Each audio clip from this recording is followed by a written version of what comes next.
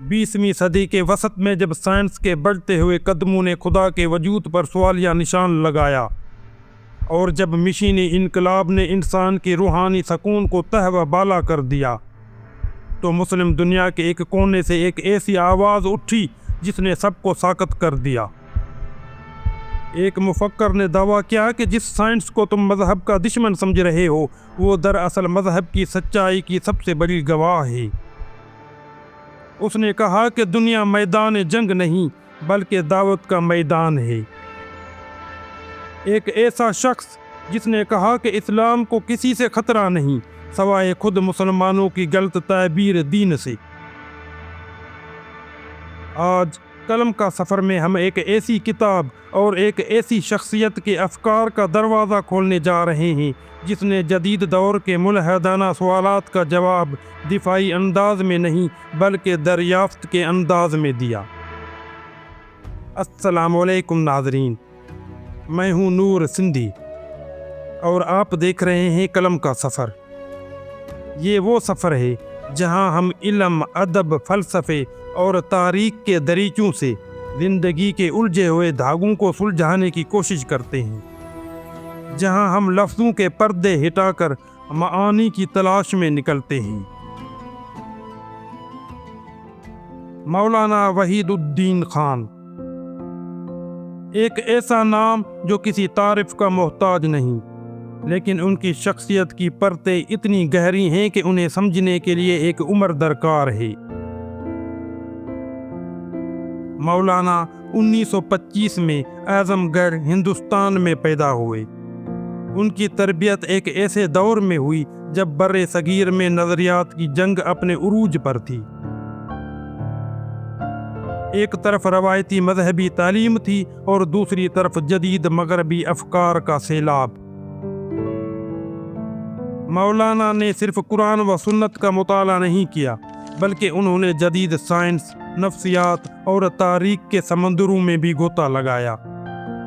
ان کی تحریروں کا بنیادی مقصد ایک ہی تھا، اسلام کو جدید دور کی زبان میں پیش کرنا۔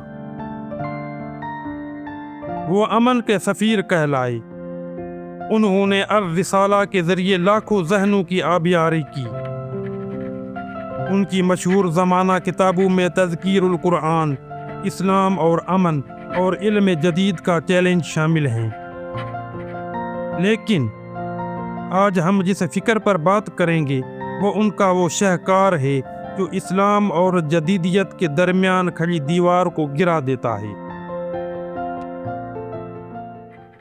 سوال یہ پیدا ہوتا ہے کہ مولانا کو اس موضوع پر قلم اٹھانے کی ضرورت کیوں پیش آئی؟ 20ویں صدی میں مسلم ذہن 3 بڑے سوالات کے حصار میں قید ہو چکا تھا۔ پہلا سوال، کیا اسلام سائنس کے خلاف ہے؟ یعنی کیا لیبارٹری میں ملنے والے حقائق وحی کے حقائق سے ٹکراتے ہیں؟ دوسرا سوال، کیا اسلام جدید تہذیب کے تقاضوں کا ساتھ دے سکتا ہے؟ کیا یہ مذہب صرف صحراؤں اور اونٹوں کے دور کے لیے تھا؟ اور تیسرا سب سے تلخ سوال، کیا اسلام صرف ایک ماضی کی داستان بن کر رہ گیا ہے؟ مولانا وحید الدین خان نے ان سوالوں کو سنا، سمجھا اور پھر ایک ایسی حقیقت سے پردہ اٹھایا جس نے دنیا کو حیران کر دیا۔ انہوں نے کہا کہ اسلام مسئلہ نہیں ہے بلکہ مسلمانوں نے دین کی جو سیاسی اور جذباتی تعبیر کر لی ہے وہ اصل مسئلہ ہے۔ انہوں نے واضح کیا کہ اسلام فطرت کا دین ہے اور فطرت کبھی جدیدیت کی دشمن نہیں ہو سکتی۔ مولانا کی نظر میں جدید دور محض مشینوں کا نام نہیں ہے، وہ اسے ایک فکری انقلاب قرار دیتے ہیں۔ کتاب کے مطابق جدید دور کی 4 بڑی خصوصیات ہیں۔ نمبر 1، سائنسی انقلاب، جس نے مادی دنیا کے رازوں کو بے نقاب کر دیا۔ نمبر 2، فکری آزادی، جس نے انسانوں کو تقلید کی زنجیروں سے آزاد کر کے سوال کرنے کا حوصلہ دیا۔ نمبر 3، جمہوریت، جس نے فرد کی اہمیت کو تسلیم کیا۔ اور نمبر 4 عالمی رابطہ، جس نے پوری دنیا کو ایک گلوبل ولیج بنا دیا۔ مولانا کہتے ہیں کہ یہ تمام چیزیں اسلام کے خلاف نہیں ہیں، بلکہ یہ اسلام کے لیے مواقع ہیں۔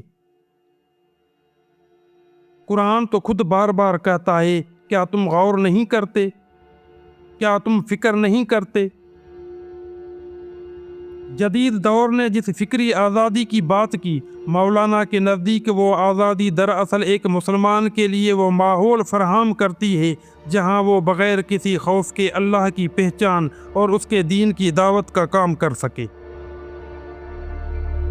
اب آتے ہیں اس بحث کی طرف جس نے صدیوں سے اہل علم کو 2 گروہوں میں بانٹ کر رکھا ہے، اسلام اور سائنس۔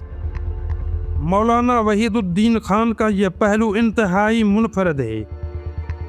وہ کہتے ہیں کہ سائنس مذہب کی ضد نہیں، بلکہ اس کی خادمہ ہے۔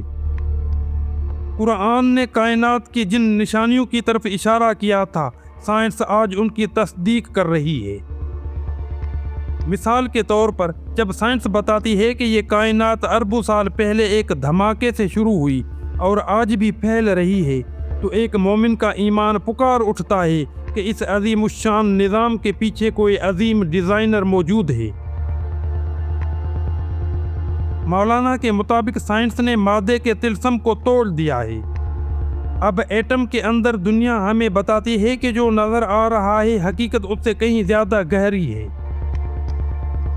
وہ کہتے ہیں کہ جدید سائنس نے الحاد کی جڑیں کاٹ دی ہیں، کیونکہ کائنات کا ہر ذرہ پکار پکار کر کہہ رہا ہے کہ میرا کوئی خالق ہے۔ اسلام تحقیق کا مخالف نہیں، اسلام تو وہ دین ہے جس نے اقرا سے اپنا آغاز کیا۔ مولانا کے نزدیک سائنس کا ہر نیا انکشاف دراصل معرفت الہی کا ایک نیا باب ہے۔ اسلام اور جدید تہذیب کتاب کا وہ حصہ ہے جہاں مولانا نے بہت سے مروجہ نظریات کو چیلنج کیا ہے۔ عام طور پر یہ سمجھا جاتا ہے کہ اسلام اور مغربی تہذیب کے درمیان ایک خونی تصادم ضروری ہے،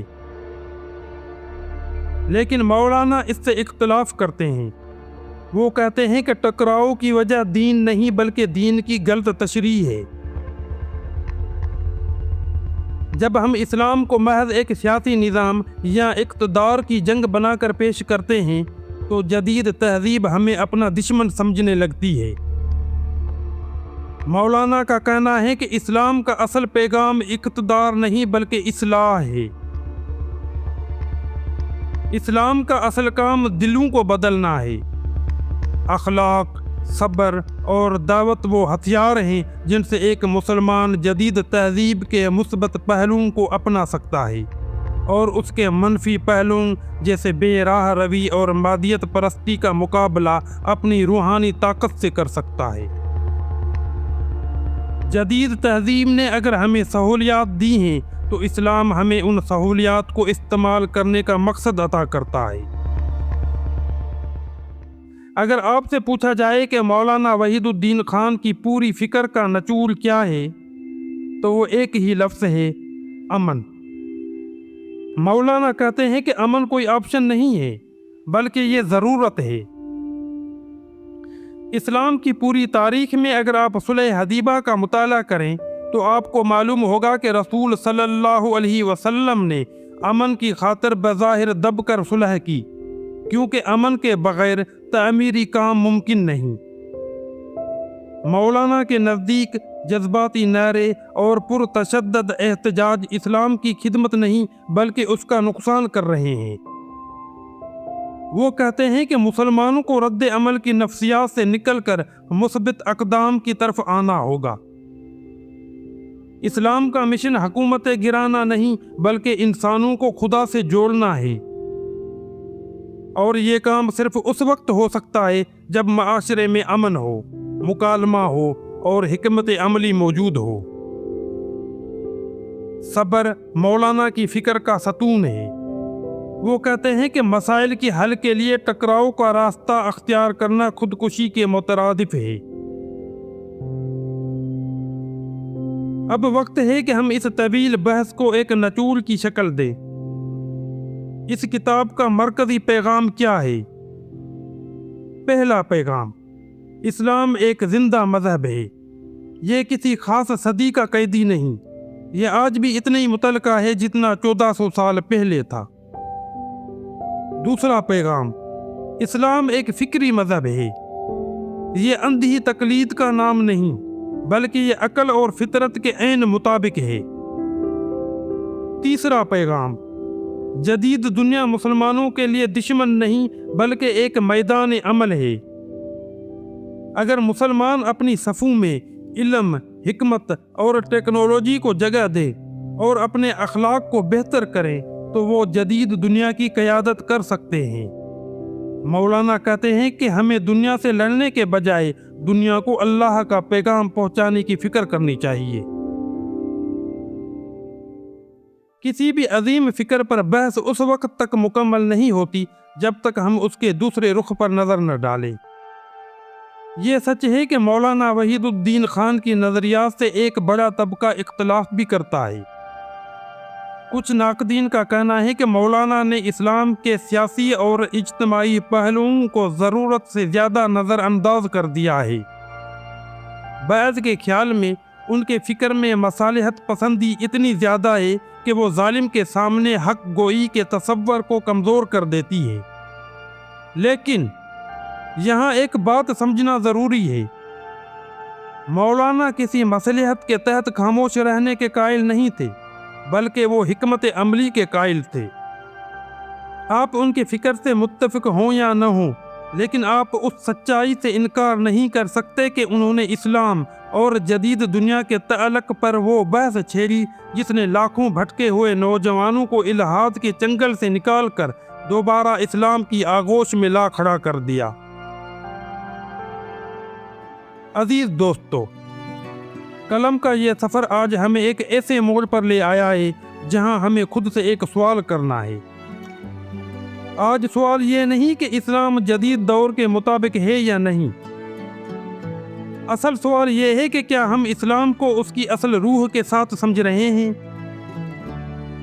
مولانا وحید الدین خان کی یہ فکر ہمیں دعوت دیتی ہے کہ ہم اپنے اندر کے شور کو ختم کریں، جذباتی نعروں سے باہر نکلیں اور علم و حکمت کے اس شمع کو دوبارہ روشن کریں جو کبھی مسلمانوں کی پہچان تھی۔ کتابیں صرف کاغذ کا پلندہ نہیں ہوتی، وہ ایک روشن دماغ کا عکس ہوتی ہیں۔ اسلام اور جدیدیت کی یہ بحث صرف ایک اسکرپٹ نہیں ہے، یہ آپ کی زندگی بدلنے کا ایک موقع ہے۔ آپ کا اس بارے میں کیا خیال ہے؟ کیا واقعی ہم اسلام کو جدید دور کی زبان میں سمجھانے میں ناکام رہے ہیں؟ اپنے رائے کمنٹس میں ضرور دیجیے گا۔ قلم کا سفر کے اس سلسلے کو جاری رکھنے کے لیے ویڈیو کو لائک کریں اور اپنے دوستوں کے ساتھ شیئر کریں، اور ہاں، چینل کو سبسکرائب کرنا نہ بھولیں، کیونکہ ابھی بہت سے اسفار باقی ہیں اور بہت سے حقائق پر سے پردہ اٹھنا باقی ہے۔ اب تک کے لیے اتنا ہی۔ اللہ حافظ۔